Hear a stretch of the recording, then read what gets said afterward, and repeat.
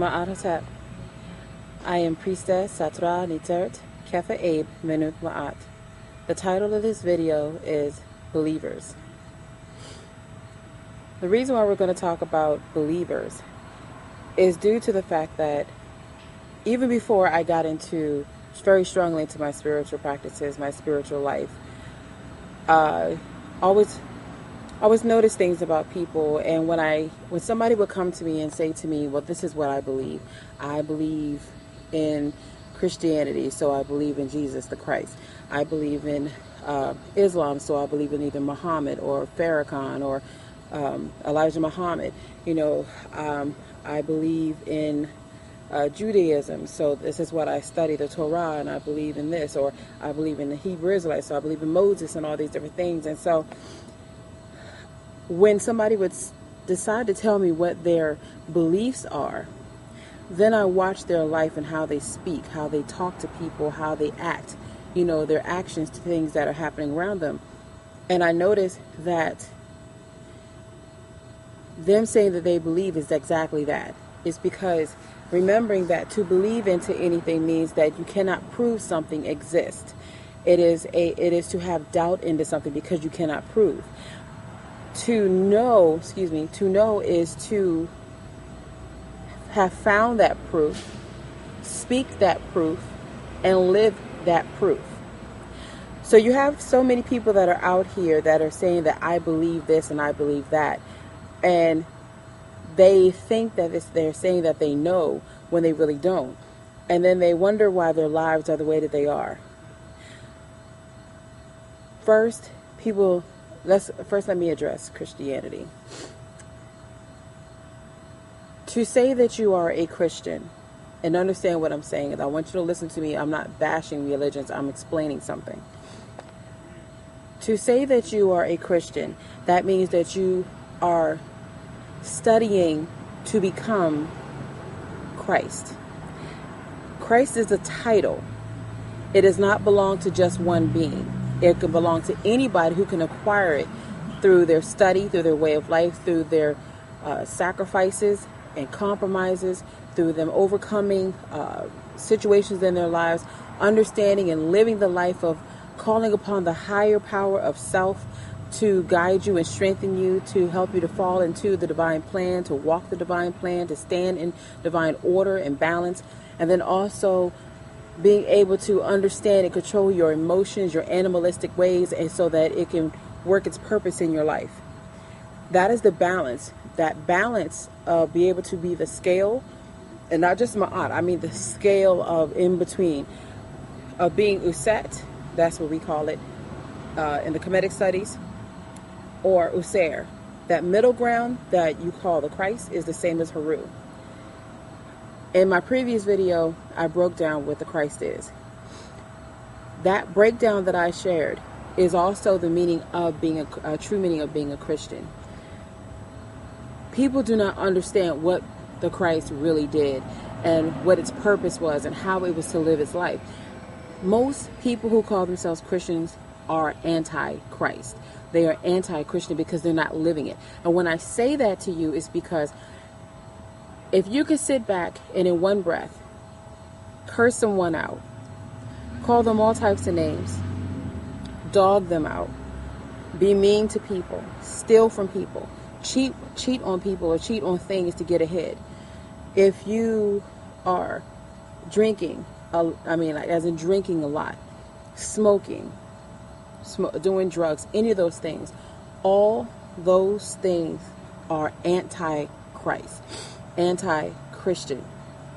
That means majority of the people who walk this earth, who calls themselves this, and who like to sit on their pedestal and like to announce to people and to let people think that their practice is above another practice and that how they live their life is above the next person, so that if I say that I am a Christian and you say that you are a Jew, there's a problem.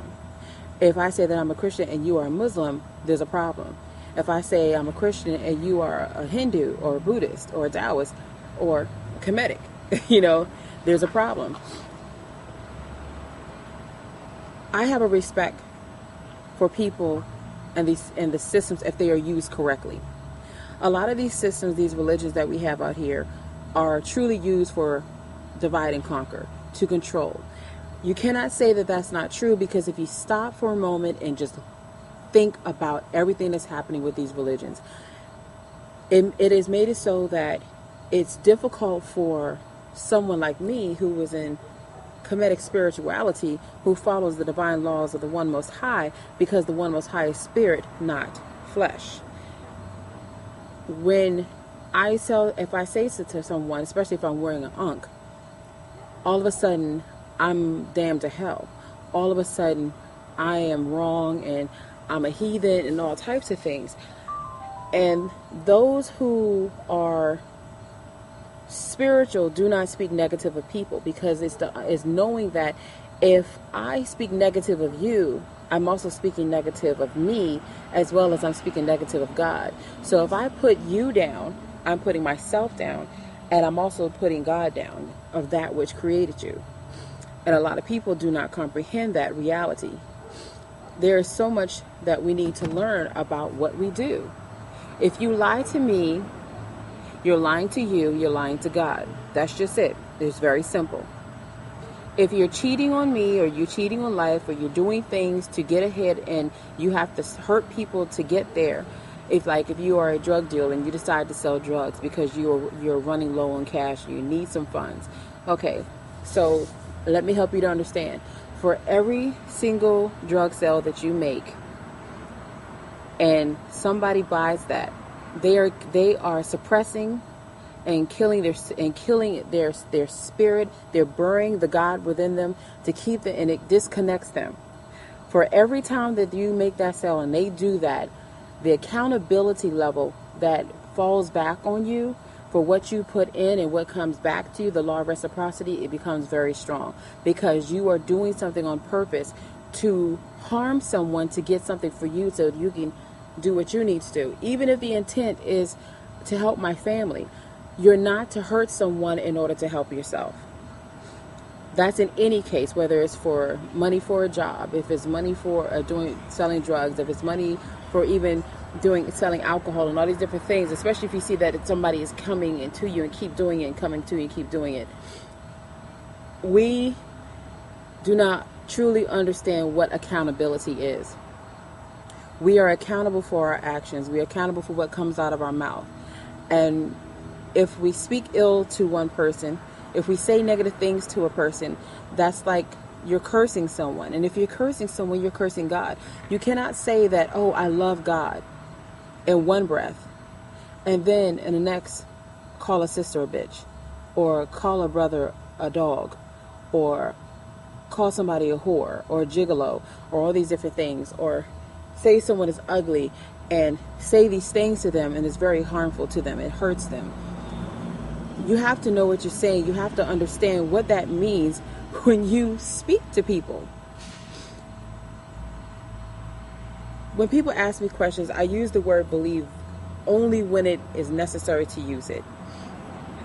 When I truly cannot prove something, at least especially at that moment, that's when I use the word believe. If I know, because I have lived it, experienced it, and proved it, then I know. I no longer believe anything. We have to think about what we're doing and what we're saying to others and how we're living our lives. We have to, if you say that this is how you want to live your life and this is the belief system that you have chosen, research that. The only way to truly get it so that you won't think that it's okay for you to go out to the club and drink yourself into oblivion, go out and have sex with whoever you want to, go out and smoke as heavy as you want to, get as high as a kite as you want to, and then think it's okay because you go to church on Sundays or because you read a Bible. And a lot of people think because they read a book that all of a sudden they're spiritual. No, the spirit has nothing to do with the book, because spirit is not flesh. Book is flesh. Book is material and physical. It does not make you spiritual. It cannot take you to spirituality. That is a very different thing. You cannot live you can't live that type of life and think that you can't think that you can sit here and straddle the fence. Either you are on the left side or you're on the right side. And these are one of those things where you cannot balance that. You cannot sit here and say, I'm going to be bad today, but I'm going to be good tomorrow. It doesn't work that way. Either you're going to be bad and go against the laws of God, which makes you a devil, which that's what most people do. And whether people want to accept that or not, most people are living the life of a devil, or living the life of Satan, or living the life of Set, or people who want to say, are they satanic? See, a lot of people get so many things mixed up. People who they're devil worshipers. Okay. So you think that because you don't draw pentagrams and because you don't light candles and wear black and wear dark makeup around your eyes and all this other stuff, and maybe find a lamb or something and you cut it and then it kills, and you take the blood of the lamb or the blood of the lamb or the blood of a ram or whatever it is, and then you squeeze it onto here and then you do a sacrifice and all this other stuff, and that's satanic. Okay, there are so many other words we can use to explain what I just shared. Don't think that that it does not make you a Cetan. That does not make you a follower of the devilish life. Because the moment that you make a choice to live the opposite of the laws of the One Most High, that automatically makes you a devil. And if you are a Muslim and doing it, and you are going against the laws, it doesn't matter what rules and guidelines you have, the laws cannot change. Like, you cannot, as the human flesh and the human body, and even if it's spirit, you cannot change the laws of gravity. You cannot change the law of attraction. You cannot change the law of order. You cannot change the law of love. These things are the law of reciprocity. You cannot change these things. These are laws that are embedded and rooted into the DNA of the earth, the DNA of the universe, and any alternate universe that we want to have, or no matter what you want to think, because there's more. I'm sure people can understand there's more than just one world that we live in here on this earth, and there's more than one place in the universe that's outside of this. All these things have to follow a law. When we go against those laws, no matter what practice we decide to take, we have to deal with the consequences of those actions and those choices and speaking out the way that we do. So, even helping to understand the 10 Commandments.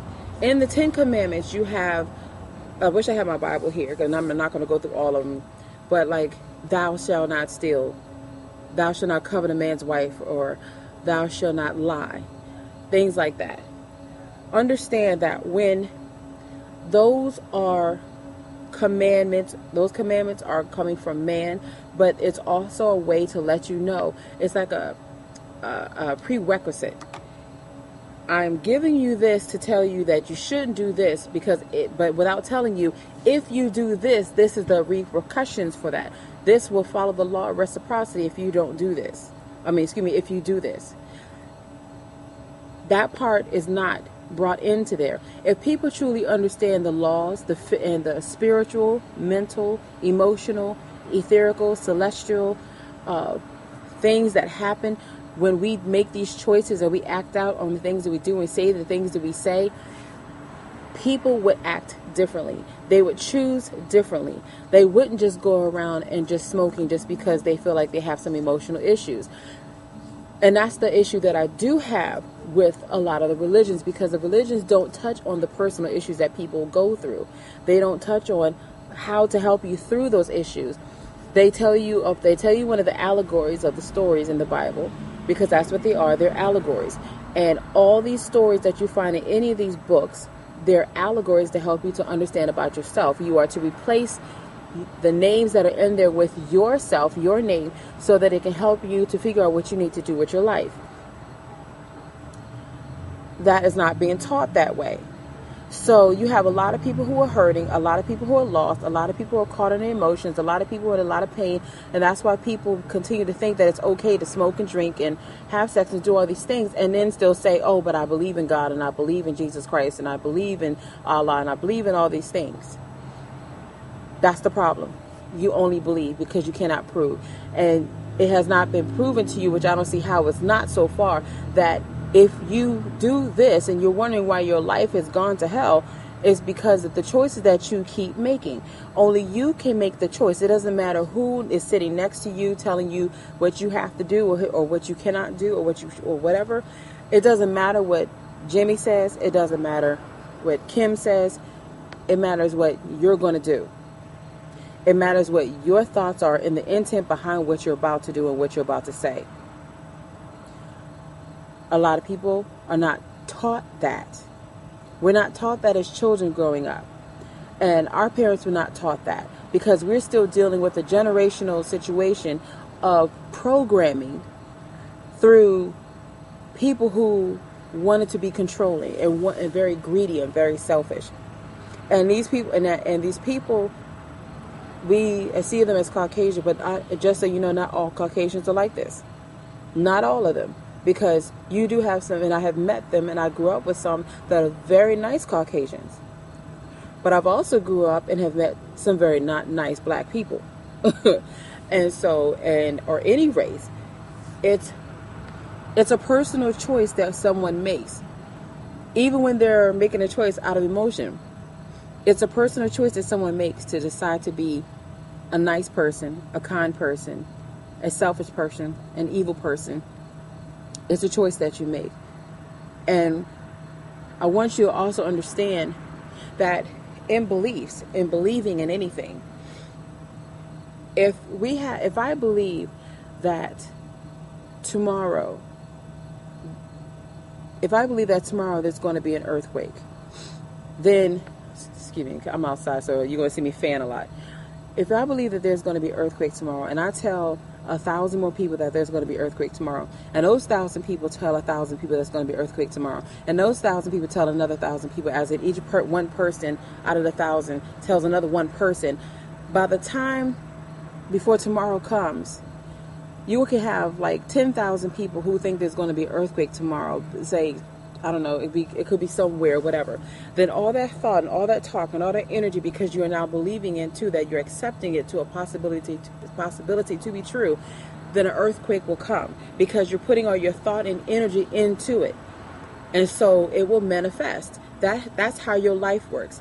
If you are in fear because you believe that, as I am a woman and I'm with a man and I believe that man is going to cheat on me and that man's going to leave me for someone else, and you keep having that thought and letting that fester within you, you are now going to create the reality for the situation to occur in your journey as well as his journey, to put him in situations that will also give him the possibility to cheat, then may leave you. And you can't be mad at him for what he's doing, because he may not have done it at first. He might not have been cheating at all. But because your fears created the reality for it, manifested it, and gave you the result that you were in fear of. That means that fear that you held on to, that's what you're looking for. So you're looking for that to be truth, and it becomes truth because you made it truth. So you have to think about the choices that you're making, the things that you're doing. Same thing if you feel like, okay, I want to get a job, but I'm not good at interviews, and I seem to fail at interviews. So as long as you keep thinking and accepting and believe that you fail at interviews, you're going to keep manifesting situations as a reality, as an end result. When you go to a job, you're going to fail the interview. You have to change the way that you think. You must stop acting out of your emotions and thinking out of your emotions, and knowing when you're doing it. Even having anger has the root of fear within it, and anger also has to do with being selfish, greedy. If you create, again, out of anger, for whatever it is that you could be angry about, and not facing the root cause of that anger, everything in your reality, in your journey that you manifest, will have a result of something that is going to be negative, because you are creating something out of anger. It's the same thing out of joy. You keep telling yourself, I am going to get married by the time I'm 21.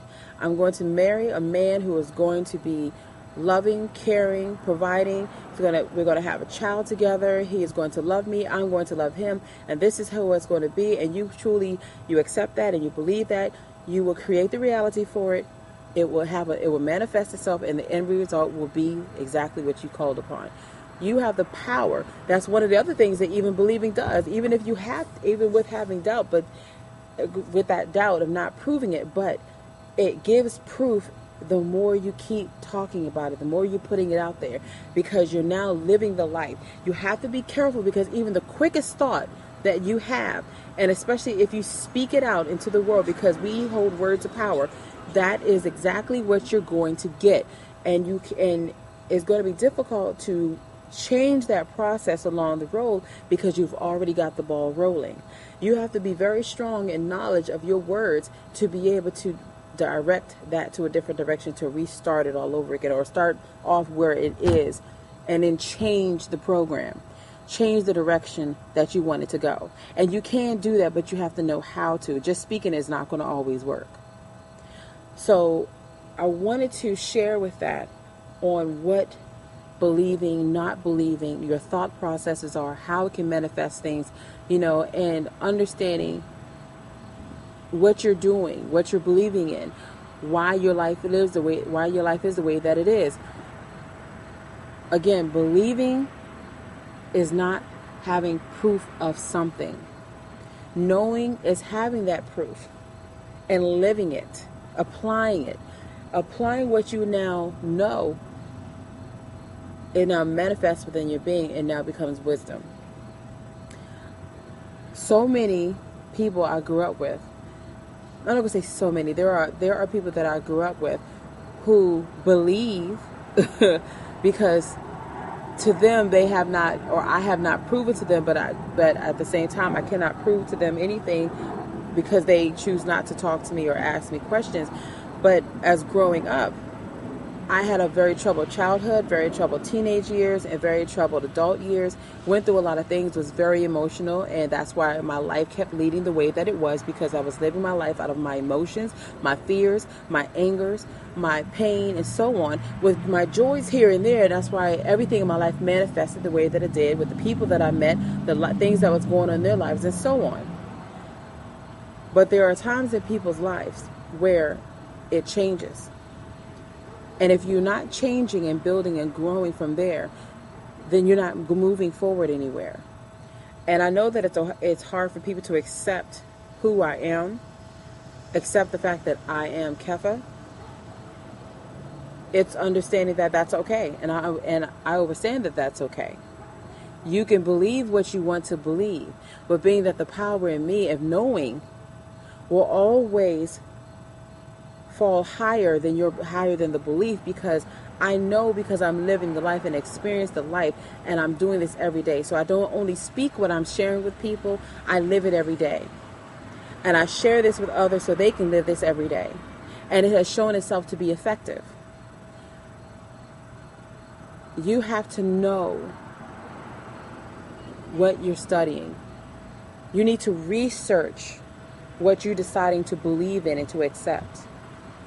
And not just research within your book or within the belief system that you're in, because you have to remember, a belief system will protect itself within the system.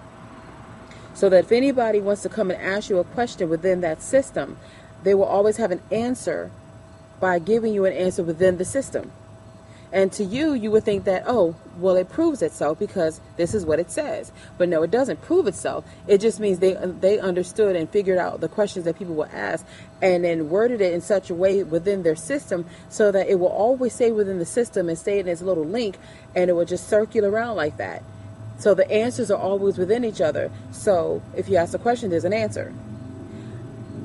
Truth and researching truth is when you have to step out of the system, and that's when you research the answers that you're looking for, and that's where you'll find it. That's how I found it. I grew up in a Christian home. I grew up, semi-Christian home, because they were just like most people I know, not really practicing it or living the life of what they say that they're supposed to live. Went from that off and on throughout my life.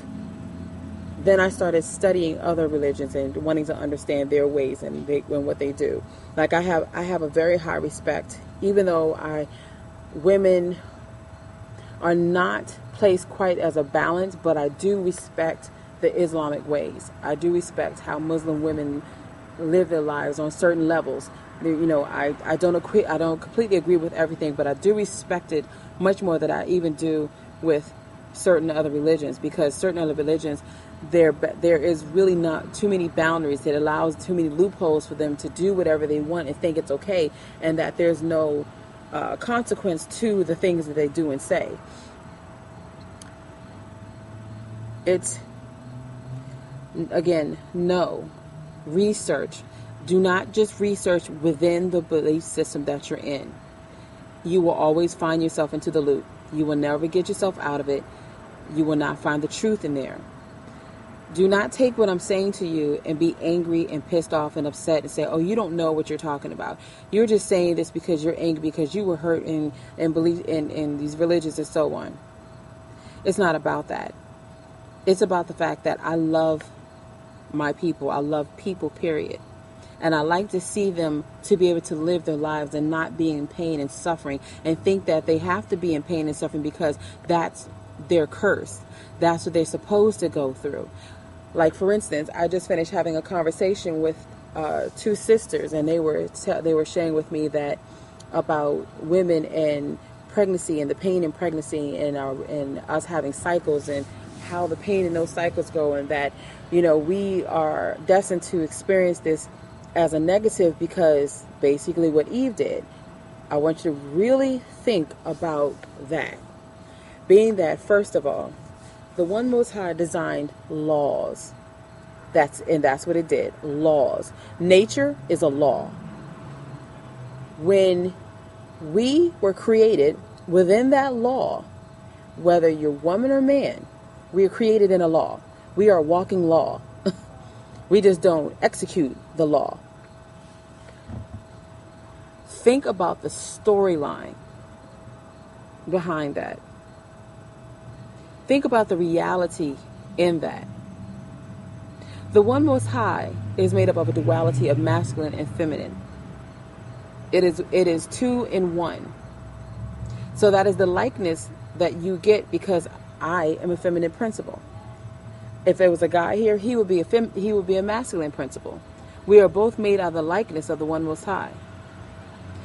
Now, if we're made out of the likeness of the One Most High, and the One Most High does not hold emotions, does not hold fear, does not have jealousy, does not get angry or mad. Those are human emotions.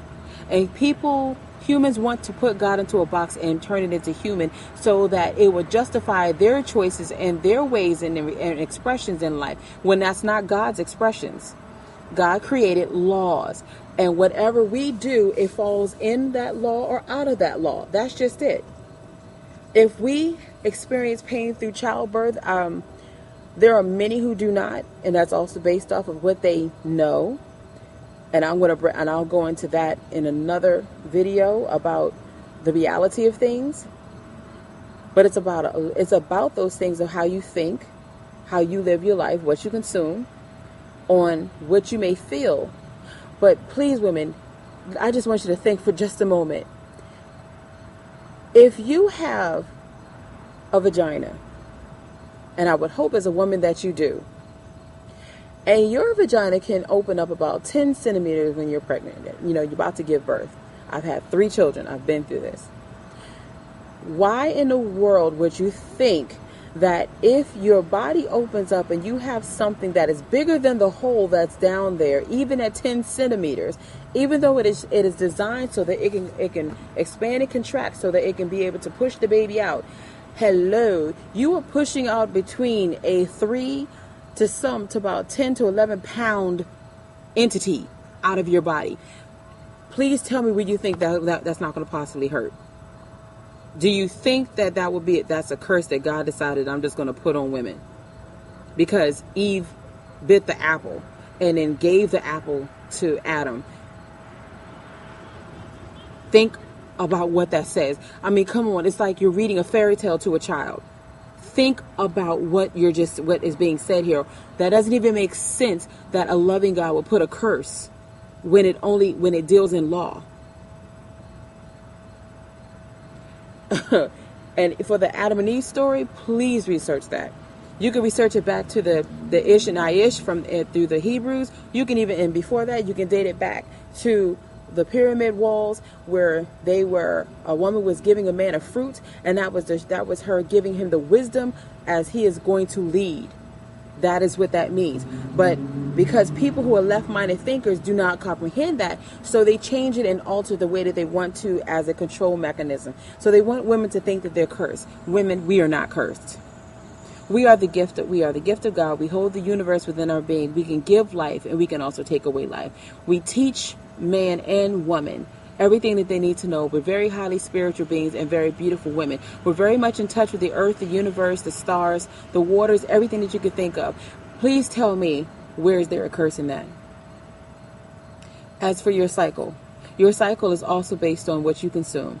I've experienced that myself. When I was not eating meat, when I was not eating starches and all types of things that are not good for your body, consuming a lot of things that are negative to your body, having sex period and all this other stuff, when I completely stopped all those things, my cycle, it felt like didn't even exist. It was so calm and so peaceful. But when my life was in turmoil and I was upset even at the smallest thing and allowing things to upset me and be a part of my life, then I had very hard cycles.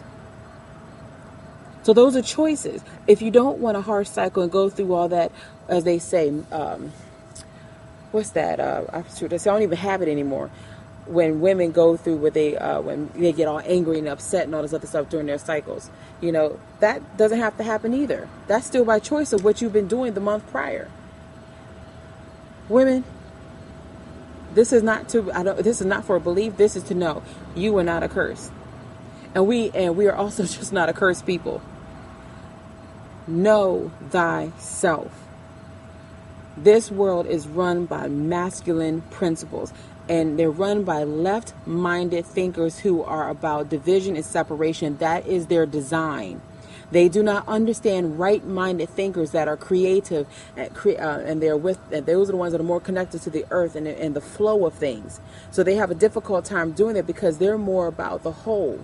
But if you are able to use both sides, you can divide it to understand what each part does and then how it works for the whole. And that's what it's supposed to be. And that's how we were actually supposed to work with the left-minded thinkers and the right-minded thinkers and the ones who can think with both.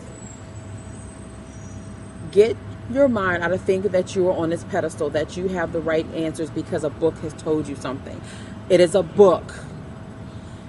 Answers are not always in the book. It may guide you and help you along the way as a guide, but life and living the life and comprehending that life and understanding that life, that spiritual life that you have, because you are a spirit in a physical vessel, a body, a temple.